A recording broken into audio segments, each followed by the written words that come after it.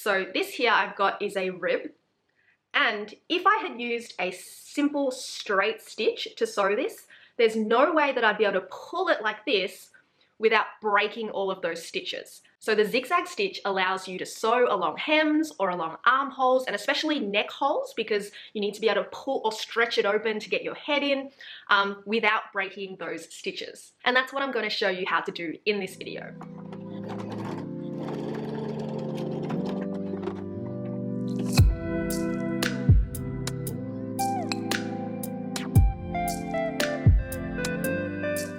Welcome back to Slow Living. If you are new here, my name is Esther and I try to sew stuff that supports a slow lifestyle. In this video, I'm going to show you a number of cool ways that the zigzag function on your sewing machine can come in very handy.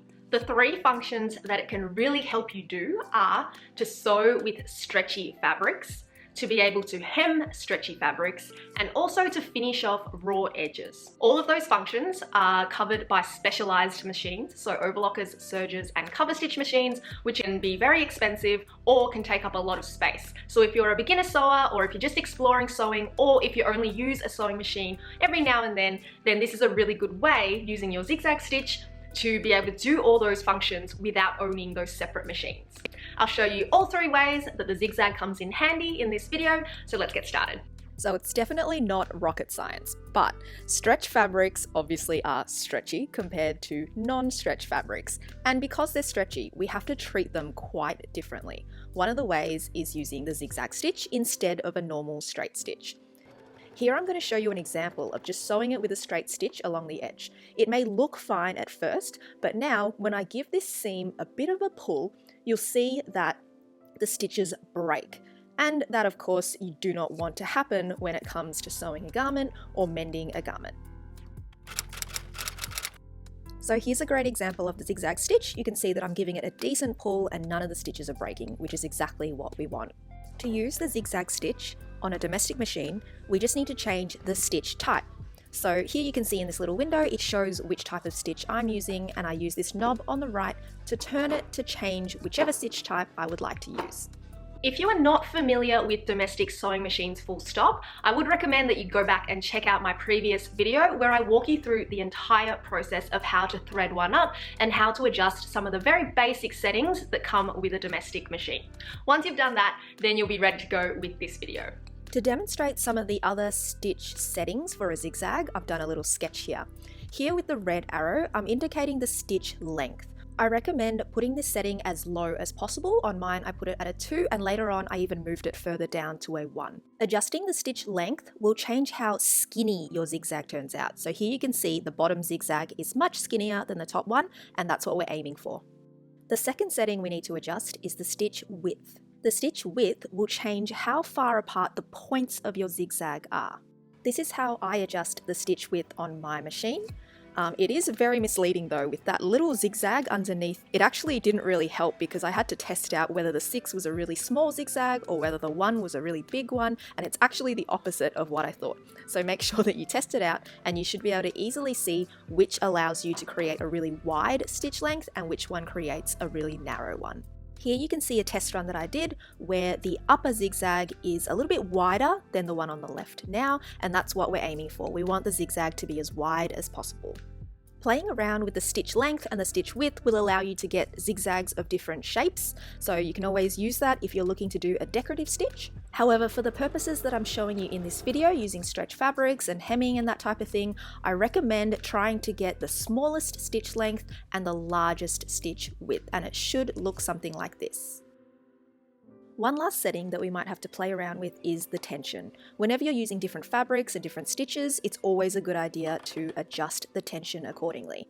I can tell that the tension needs adjusting because when I pull the seam apart, you can see the thread really coming through with all those little stitches, and that is definitely not what we want. To me, that seems like the tension is too loose because it means that the thread is easily being pulled apart. So I'm going to do some more test runs, continuing to adjust the tension each time and then sewing a new sample until I'm happy with it. I thought that the easiest way to show you these functions was to do it on an actual garment, but I thought I'd try and use up some of my scraps instead of creating a whole new garment. So instead I made a mini-me version of the tank top that I'm wearing now. I have actually made a tutorial on how to create this basic tank top from start to finish, and it's very beginner friendly. So once you are familiar with the zigzag stitch and your domestic machine, you can head over to that video, which I'll link in the description, so that you can actually sew your very own tank top. I did purposely use contrasting colored thread so that you would be able to clearly see my zigzag stitches. So in the case of your own garment, you might want to choose a thread that actually blends in with your fabric, and then your stitches will be even less noticeable. This is what an overlocker stitch looks like, and this is the stitch that we're going to mimic with the zigzag. It's not going to look exactly the same, but it will do the trick. One of the main differences is that we can't actually sew our zigzag right along the edge of the fabric. We have to sew it a little bit further in, and the reason is because the presser foot can't apply the same pressure unless the entire bit of fabric is sitting nicely underneath the foot. If we try and move the zigzag right to the edge of the fabric, there's an uneven distribution of pressure, and it will really warp the fabric, and it will be really hard to control the zigzag as it moves along as well. So to overcome that, we just align the edge of our fabric with the edge of the foot on the right hand side. This means that the zigzag will sit a little bit further in on the fabric, but I'll show you how to trim that off later on. It's a really good idea to do a lot of test runs on the fabric that you are actually working with. The last thing you want to do is use a different type of fabric to the one that you're actually trying to sew with, because each fabric behaves differently and you're really trying to achieve the right stitch for the particular fabric that you're working with. Now that we have all our settings right, these are my pieces for my little tank top, and I'll take you along briefly how to sew these up. So everywhere where you would usually use a straight stitch to sew up a garment, instead we're going to use the zigzag stitch. This is especially the case for armholes and neck holes, places where you need a lot of stretch to be able to get the body in, and remember to keep your edge aligned with the edge of the foot. Remember to do your back tacks at the beginning and the end of every seam, and you can really just pretend that you're using a straight stitch, just that you're using a zigzag instead for all of these seams. This is what your seams should look like. They should be nice and neat, and now we can actually go ahead and trim off that bit of excess fabric that's along the edge.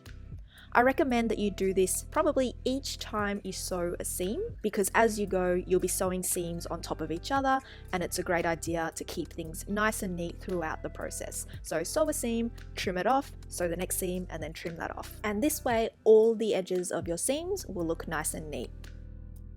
As is the case with sewing all seams, not just zigzag seams, they always sit so much nicer when they're given a press. So make sure that as you're sewing along, you give a really nice iron to each seam to make it sit nice and flat, and that'll really give a nice finish to all of your zigzag seams.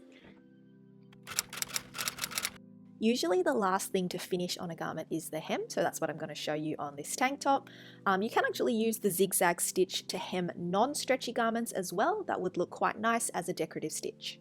As I briefly mentioned at the beginning of the video, usually you finish off a stretch garment seam with a cover stitch machine, which is a very specialized machine and it can be quite costly. So instead I'm going to show you a different way to do it with the zigzag.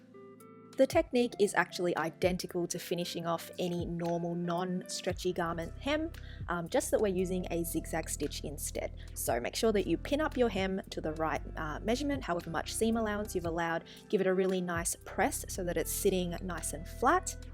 And then you simply put the top side, so the outer of the garment, facing upwards, and then slide that under the machine. Make sure that you know how much seam allowance that you have so that you can sew your zigzag within that seam allowance, and then simply sew all the way around your hem.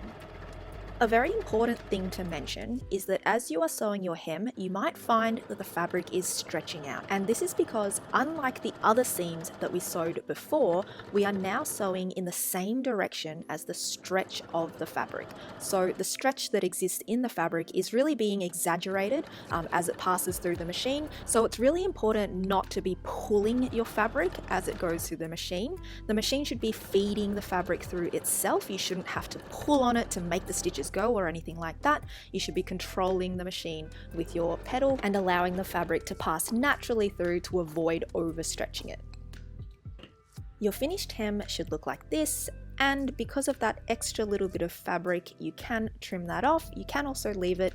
It shouldn't come unraveled, but to keep things nice and neat, just carefully use a pair of fabric scissors and trim along that edge. A final press and also some steam will help to shrink the fabric back in case your fabric did stretch out a bit. The things that a zigzag can help you with are actually very common when it comes to sewing up garments or even with mending, so that's why a zigzag stitch can come in so useful for all of those little things and to help you along in your sewing journey. The last thing I'll quickly show you is how to stop raw edges from fraying. In the industry, this is done with an overlocker, and you'll likely be familiar with how this looks like on the seams, with overlocking on either both seams or overlocking two pieces of fabric together. Now, unlike sewing the seams for stretch fabrics, we actually want this zigzag to sit right on the edge of the fabric. That's because as it sits on the edge of the fabric, that's what's going to stop it from fraying and from things coming undone when you put them in the wash. It might take a little bit more care to really control your fabric so that you can make sure that the zigzag sits on the edge and doesn't slip off the fabric, but in this case, we're really looking to get that zigzag to sit on the edge and we're less concerned with how it actually looks. It's more performing the function of stopping the fraying from coming undone. Here I've shown you on just one layer of fabric, but chances are if you are sewing a garment, most of your seams are going to be 2 layers of fabric. So just use the exact same technique to line your zigzag up with the very edge of both layers of the fabric and sew your zigzag down there. So I hope that you found this video helpful. I hope that you have a bit more confidence in using your domestic machine and the zigzag stitch to be able to sew some really neat projects for yourself. I do have a few projects and tutorials over on my channel that you can follow along if you are a beginner sewer. Most of them are beginner friendly. I've got this little tank top that I'm wearing. I've got a long sleeve top. I did take on a Patagonia jumper, which if you're feeling ambitious, you could try and take that on. Otherwise, I also have like pillowcases and things that are much more beginner friendly so that you can build up your confidence in sewing. Thank you so much for watching, and do give this video a thumbs up if you found it helpful, and consider subscribing to my channel if you do enjoy learning about sustainable fashion, mending garments, and sewing things from scratch. I hope to see you again soon, and take care of yourself. Bye!